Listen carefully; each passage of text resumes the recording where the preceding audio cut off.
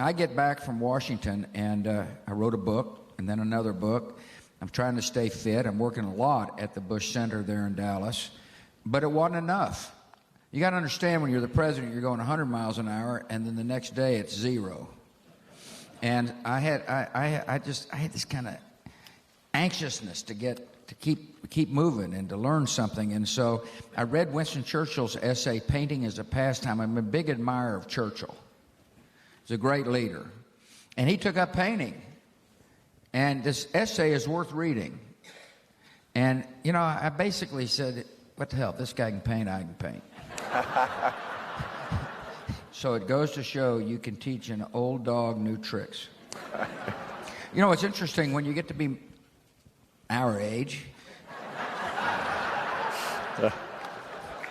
70, and you're sitting around with your pals, you know, there's only 2 topics of conversation generally. What medicines are you taking?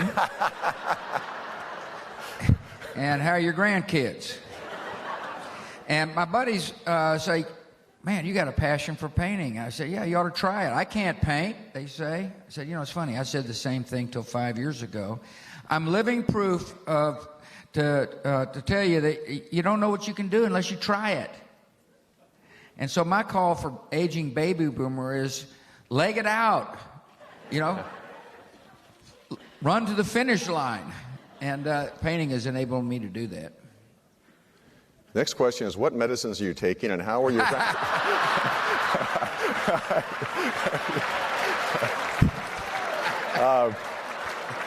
grandkids are great. Is the world a more dangerous place than it was 4 years ago? The world is a dangerous place. And again, this may be taken as criticism of one of my successors, and I don't really mean it to be. There is a lesson, however, when the United States decides to not take the lead and withdraw.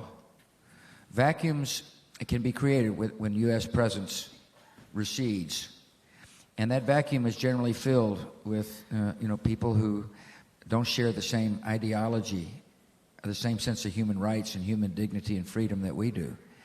And there's an isolationist tendency in our country. And I would argue that's dangerous to our national security and doesn't befit the character of the country.